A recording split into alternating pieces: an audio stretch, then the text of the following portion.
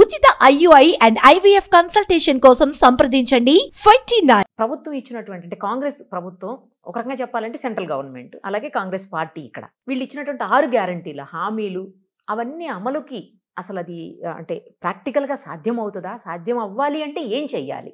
ఉనికిని కోల్పోతామన్న భయంతో కాంగ్రెస్ పార్టీ అలవమాన హామీలు ఇచ్చింది. ఇప్పుడు కూర్చుని సహజంగానే తల్లబట్టుకుంటున్నారు డబ్బులు. అంటే 6 గ్యారంటీలు అంటే సార్ ఇప్పుడు గెలుపుకి 6 గ్యారంటీలు కూడా చాలా వరకు రీజన్ అయింది అనుకోవచ్చా? అట్లా లేదా? మన ఎన్నికల్లో ఒక్కటే కారణం అని చెప్పలేం, కానీ ఖచ్చితంగా వాటి ప్రభావం లేకుండా ఎందుకుంటుంది? సార్ ఇప్పుడు ఎప్పుడైతే ఆర్థిక ప్రగతి వల్ల నా జీవితంలో అనుకున్న ఫలితాలు రావట్లేదన్న భావం కలిగినప్పుడు ప్రభుత్వం నుంచి వచ్చే సంక్షేమం కోసం ఎదురు చూస్తారు. సంక్షేమం కేసీఆర్ ప్రభుత్వం సంక్షేమం చాలా గట్టిగా ఇచ్చింది. దానిపైన ఈ గ్యారంటీల రూపంలోనే 66,000 కోట్లు 65,000 కోట్లు ఏడాదికి అదనంగా ఖర్చు అవుతుంది. ఇది కాకుండా గ్యారంటీల్లో చెప్పని 2 ఉన్నాయి. ఒకటి రుణమాఫీ, అది గ్యారంటీల్లో చెప్పలా. రుణమాఫీకి 2,70,000 కోట్ల రూపాయలు రుణాలు ఉన్నాయి, వ్యవసాయ రుణాలు. మరి దానిలో ఎంత అవుతుందో మాఫీ మనకు తెలియదు. 2 లక్షల రూపాయల లోపల లోన్ అని అంటున్నారు. అందులో ఇప్పుడు ముఖ్యమంత్రి గారు ఎన్నికల ప్రచారంలో మీకెందుకు ఇప్పుడు అప్పు తీసుకోండి నేను రాగానే మాఫీ చేస్తానని చెప్పినట్టుగా, మరి అది ఆయన వీడియోనో దాన్ని కావాలని పెట్టారో నాకు తెలియదు, ప్రచారం అవుతోంది. అంటే కనీసం 20% అన్న మాఫీని లెక్కేసుకోవచ్చు కదా, నాకు తెలియదు. ప్రభుత్వం చెప్తే తప్ప ఏం చేస్తున్నారు అలా చేస్తున్నారని. అది 50,000 కోట్లు లెక్కేసుకుంటే మరొక ఏడాదికి 10,000 కోట్లు అది అవుతుంది.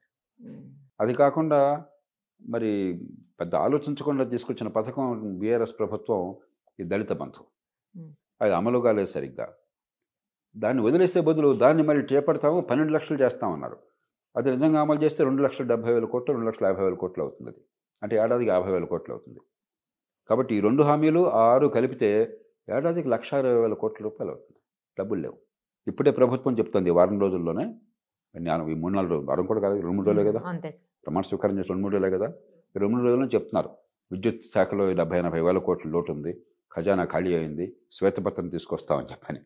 అలాంటప్పుడు మీరు అప్పులు చేసినా కూడా ఈ చేయడం సాధ్యం కాని పరిస్థితి వచ్చింది. అప్పులకు కూడా పరిమితి ఉన్నది. మీరు ఆ పరిమితి దాటి అప్పులు చేయడానికి సాధ్యం కాదు. మీకు శక్తిని మించి అప్పులు చేస్తే వ్యవస్థ ఒప్పుకోదు. మరి అప్పు చేసిన డబ్బంతా కూడా పప్పుకుడి తింటే ఎట్లాగా? అప్పు చేసిన పెట్టుబడులు వెళ్ళాలి కదా. కాబట్టి రాష్ట్ర ప్రభుత్వం ముందు ఖచ్చితంగా ఒక ముందు లోతైన ఆలోచన కావాలి. ఉన్న వనరుల్ని ప్రజల్ని మరి నిజాయితీగా ప్రజలకు చెప్పి ఇవి చేయగలం ఇవి చేయలేము, అది చేసే సమర్థంగా చేసి డబ్బులతో నిమిత్తం లేకుండా అవినీతిని తగ్గించడం ఎట్లాగా, అధికార వికేంద్రీకరణట్లాగా, ప్రజలకు సేవలు అందించినట్లాగా, ముఖ్యంగా విద్య ఆరోగ్యాన్ని బాగు చేసి మంచి విద్య మంచి ఆరోగ్యం అందించినట్లాగా దీని మీద దృష్టి పెట్టకపోతే మళ్ళీ మామూలే ప్రజల్లో అసహనము, కోపము, ప్రభుత్వం అనే మాట ఇచ్చాము చేయలేకపోయామని చెప్పిన భావన, ఇవన్నీ వచ్చేస్తే ప్రమాదం ఉండదు. అంటే ఇప్పుడు ఈ చెప్పినటువంటి హామీలకి అవి పక్కన 2 వదిలేస్తే 6 గ్యారంటీలకు కూడా చేయలేనటువంటి సిచ్యువేషన్ ఉంటుందంటారా? ఇప్పుడు నా అంచనా ప్రకారం చెప్పాను కదా, 60,000-65,000 కోట్ల రూపాయలు ఖర్చు అవుతాయి 6 గ్యారెంటీలకు. 6 అంటే 6 కాదు, ఒక్కో దానిలో మళ్ళీ ఒక్క గ్యారెంటీలు 2-3 ఉన్నాయి. కరెక్టే సార్. అవును. ఉదాహరణకి మహిళలకు ఇచ్చే గ్యారెంటీలోనే కర్ణాటక లాగా అమలు చేస్తే 27,000 కోట్లు అయ్యే అవకాశం కనిపిస్తుంది ఏడాదికి ఒక అంశంలోనే. అది పెద్ద మొత్తం అది. అలాగే 500 రూపాయలు MSP పెంచుతామన్నారు, బోనస్ ఇస్తామన్నారు రైతులకు ప్రతి క్వింటాల్ ధాన్యానికి.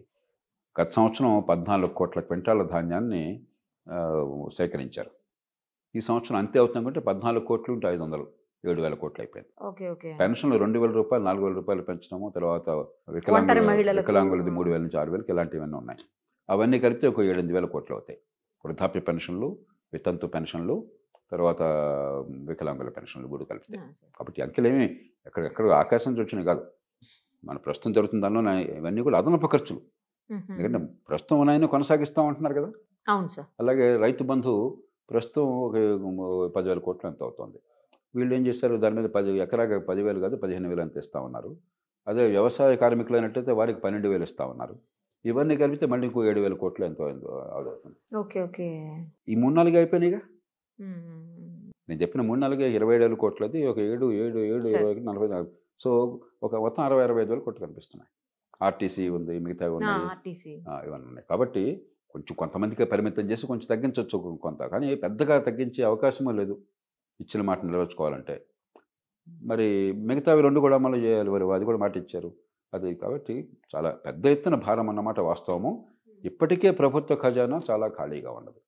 ఎందుకంటే నెల ఓవర్ డ్రాఫ్ట్ అంటారు ఆర్బీఐకి. అంటే మన దగ్గర డబ్బులు లేకుండా ఖర్చు పెడుతున్నాం. ప్రభుత్వ ఖర్చు ఆపలేరు కదా. ఉదాహరణకి జీతాలు, పెన్షన్లు, మరొకటి చెల్లింపులు ఆపలేరు కదా.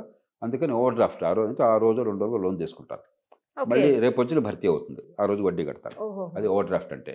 నార్మల్గా ఓవర్ డ్రాఫ్ట్ ఉండకూడదు, అసలైతే ఉండదు, ప్రభుత్వానికి ఉండకూడదు అసలు. ఉన్నా కూడా నెలకి 8 రోజులు, సంవత్సరానికి 2 రోజులు పరిమితం. మనం నెలకి ప్రతి 15 రోజులు, 4 రోజులు, 20 రోజులు చేస్తాం ఓవర్ డ్రాఫ్ట్లు. ఇప్పటికే అట్లా ఉంది. ఈ ఖర్చులు అదనంగా అయితే మీకు మరింత కష్టం, మరింత భారం అయ్యే అవకాశం ఖజానాకు. ఖచ్చితంగా. మరి అప్పుడు దాన్ని ఎట్లా భర్తీ చేయాలి సార్? ప్రభుత్వం మరి ఎవరైతే నిర్ణయాలు చేశారో వాళ్ళు చెప్పాలి మనకి. ఖర్చులు పెడుతోంది మీరు కదా, ఆ ఖర్చులకు హామీలు ఇచ్చింది మీరు కదా. ఆ ప్రశ్న ముందు అడిగితే మీ కింద మేము చూసుకుంటా ఉన్నారు, చెప్పండి మరి ఏం చేస్తారు. కాబట్టి నేను కోరేది ఏమిటంటే నిపుణుల్ని తీసుకురండి, మీకు అనుకూలంగా ఉన్న నిపుణుల్ని తీసుకురండి. సిద్ధాంతపరంగా మీ పార్టీకి అనుకూలంగా ఉన్న వారిని, ఉదాహరణకి మరి మౌంటెక్ సింగ్ అలవలేరు గతంలో మన్మోహన్ సింగ్ ప్రభుత్వంలో ప్రణాళిక సంఘ ఉపాధ్యక్షులుగా చేశారు. అట్లాగే రంగరాజన్ గారు మన రాష్ట్ర గవర్నర్గా చేశారు. మరి ప్రధానమంత్రి మన్మోహన్ సింగ్ గారు ఉన్నప్పుడు ఎకనామిక్ అడ్వైజరీ కౌన్సిల్ చైర్మన్గా చేశారు. రిజర్వ్ బ్యాంక్ కూడా చేశారు కదా సార్. ఆర్బీఐ అంతమంది గవర్నర్గా చేశారు. నిష్ణాతులు లేనట్టు వాళ్ళని తీసుకురండి. ఇంకో ఇవి ఆర్థిక పరిస్థితి, మరి వనరులు ఇవి, ఏం చేస్తే బాగుంటుందో వాళ్ళని అడగండి మీరు నిజాయితీగా. అంచెనిష్ఠురం కంటే ఆర్ధనిష్ఠురం మీరు. అనవసరంగా ఊపిరిగా తెక్కకుండా కొన్ని పథకాలను సమగ్రంగా సమర్థంగా అమలు చేయండి. అంతేగాని అన్నీ చేస్తామని బేరాల పలికి ఏవీ చేయలేక చతికిలు పడితే రాజకీయంగానూ అస్థిరత్వం వస్తుంది, ఆర్థికంగానూ సంక్షోభం వస్తుంది. సార్ ఇంకొకటి, ఇక్కడ గవర్నమెంట్ ఏది గెలిస్తే దానికి ఎఫెక్ట్ ఆంధ్ర మీద పడుతుంది అంటున్నారు, అట్లా ఉంటుందా సార్ నిజంగా? ఉన్నప్పుడు నాకు అర్థం కాదు ఈ పాలిటిక్స్. ఉదాహరణకి చంద్రబాబు నాయుడు గారిని అరెస్ట్ చేశారు కాబట్టి ఇక్కడ కేసీఆర్ను ఓడిస్తారు అన్నారు. దానికి దీనికి సంబంధం నాకు అర్థం కాల. అదే సార్, అంటే మనకైతే ఇప్పుడు మనం హేతుబద్ధంగా మీరు నేను ఆలోచిస్తే ఈ కులాలు, ఈ జంజాటాలు, ఈ లింకులు మనకు అర్థం కావు. కాబట్టి దానిలోకి నేను వెళ్ళను. మనకు కావాల్సింది ఆంధ్రప్రదేశ్ బాగుపడాలి, తెలంగాణ బాగుపడాలి. 2 చోట్ల కూడా సంక్షేమం ఒక్కటే పాలన కాకుండా సంక్షేమంతో పాటు అభివృద్ధి రావాలి. నేను మొట్టమొదటి నుంచి రోజు చెప్పేది సంక్షేమ అభివృద్ధి 2 సంపాదనకపోయినట్టయితే, ఆర్థిక అభివృద్ధి పెరగకపోతే, ఆదాయాలు పెరగకపోతే, ఉపాధి కల్పన జరగకపోతే పేదరికం కొనసాగుతుంది, దేశం వెనక్కి వెళ్ళిపోతుంది. ఆంధ్రప్రదేశ్లో గత 5 ఏళ్లుగా జరిగింది అదే. సంక్షేమమే పాలనగా నడిపించారు. రాష్ట్రం ఎంత నష్టపోయిందో ప్రజలకు తెలుస్తోంది. ఎల్లకాలం మీరు మన పుచ్చుకునే చేయని మీది ఇచ్చే చేయి అయితే ప్రజల డబ్బే అది, ఎవడో ఇచ్చేవాడు దానకరుండు కాదు. మన పన్నుల రూపంలో కట్టే డబ్బే, లేకపోతే మన పిల్లల భవిష్యత్తును తాకట్టు పెట్టి అప్పులు తీసుకొచ్చే డబ్బే.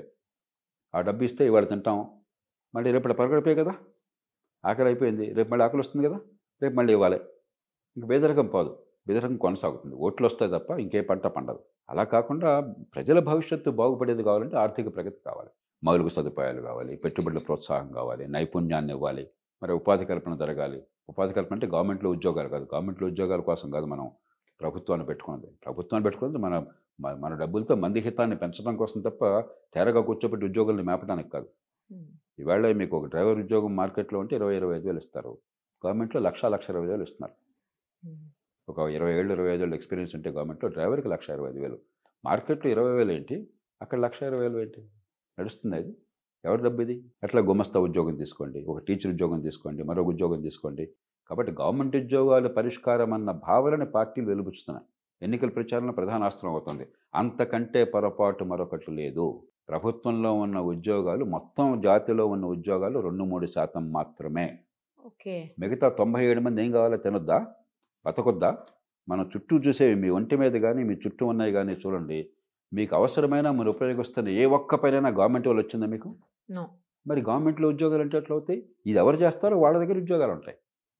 ఈ వాచ్ తయారు చేసే వాళ్ళ దగ్గర, చొక్కా తయారు చేసే వాళ్ళ దగ్గర, ఇగో ఈ రిమోట్ మైక్ తయారు చేసే వాళ్ళ దగ్గర, లేకపోతే మీ టీవీ నిర్వహణ చేసే వాళ్ళ దగ్గర, ఈ ఛానల్స్ పెట్టే వాళ్ళ దగ్గర, మరొకటి దగ్గర సర్వీసెస్ కానీ లేకపోతే గూడ్స్ కానీ, వాళ్ళ దగ్గర నుంచి ఉద్యోగాలు వస్తాయి. కానీ మనకేమీ పని జరగకుండా ఉద్యోగాలు రావాలి, మనకు పని జరిగే చోట ఉద్యోగాలు ఉండవు. ఎట్లా అవుతుంది? సాధ్యం అవుతుందా? మీకు పని జరిగితే నాకు ఉపాధి అవుతుంది, నాకు పని జరిగితే మీకు ఉపాధి అవుతుంది. ఉపాధిని మన పనితో దూరంగా చేయలేం. మన అవసరాలు తీరిస్తే ఉపాధి, అవసరాలు తీర్చని ఉపాధి ప్రభుత్వంలో ఉండేది. మనం రోజు గొడవ పెట్టుకుంటున్నాం కదా, ప్రభుత్వంలో ఏ పని జరగట్లేదు సరిగ్గా పని చెప్పని. అక్కడ ఉపాధి ఎట్లా వస్తుంది? కొద్దిమందికి వస్తుంది తప్పదు, ప్రభుత్వంలో కొంతమంది పెట్టుకోవాలి కాబట్టి. కానీ ఉద్యోగాల కోసం కాదు వాళ్ళని పెట్టుకునేది, మనకి సేవలు అందించడం కోసం పెట్టుకుంటున్నాం. అది మర్చిపోయి ఉద్యోగులు, యువతనంతా కూడా పాపం వాళ్ళని వేరే వాళ్ళని చేసేసి, అసలు ఉద్యోగం అంటే ప్రభుత్వ ఉద్యోగం అన్నట్టు అయిపోయింది. అంతకంటే పిచ్చి మరొకటి లేదు. ఈ మాట దేశంలో చెప్పే సాహసం ఎవరికి లేదు. నాలాంటి వాళ్ళని కొంతమంది మళ్ళీ బాగా చెవుల్లోకి ఇంకెట్టుగా చెప్పాలి. ప్రభుత్వమే ఉద్యోగము అంటే అంతకంటే పిచ్చి మరొకటి లేదు, అది సాధ్యం కాదు. కొన్ని ఉద్యోగాలు ప్రభుత్వంలో అవసరం, ప్రభుత్వంలో బయట కంటే అంత జీతాలు ఎక్కువ ఉండటం కరెక్ట్ కాదు. ఉన్నవాళ్ళతో పనిచేయించాలి, ప్రజలకు సేవలు అందించాలి, జవాబుదారీగా చేయాలి. ప్రభుత్వంలో జీతం అనగానే తేరగా కూర్చుంటారు, జీతం వచ్చేస్తుంది. మార్కెట్ కంటే 3-4 రెట్లు వచ్చేస్తాయి. పని చేసినా చేయకపోయినా పని జీతం చేసినా చెప్పినా తీసుకోవచ్చు. అడిగేవాడు ఉండడు, లంచాలు మింగొచ్చు. ఇదా ఇందుకోసం మనం ప్రభుత్వాలు పెట్టుకునేది? ఇదా దేశం అంటే, ఉపాధి అంటే? ఎలాంటి సంకేతాన్ని ఇస్తున్నారు ఈ పార్టీలు? ప్రజల్ని పరాధీనులు చేస్తున్నారు. ప్రపంచంలో ఎక్కడ కూడా ఇలాంటి చర్చ ఉండదు, ఒక భారతదేశంలోనే ఈ చర్చ ఉండేది. కాబట్టి ముందు ఈ అజ్ఞానం నుంచి బయటపడాలి, సమాజం బయటపడాలి, పార్టీలు బయటపడాలి, పత్రికలు బయటపడాలి.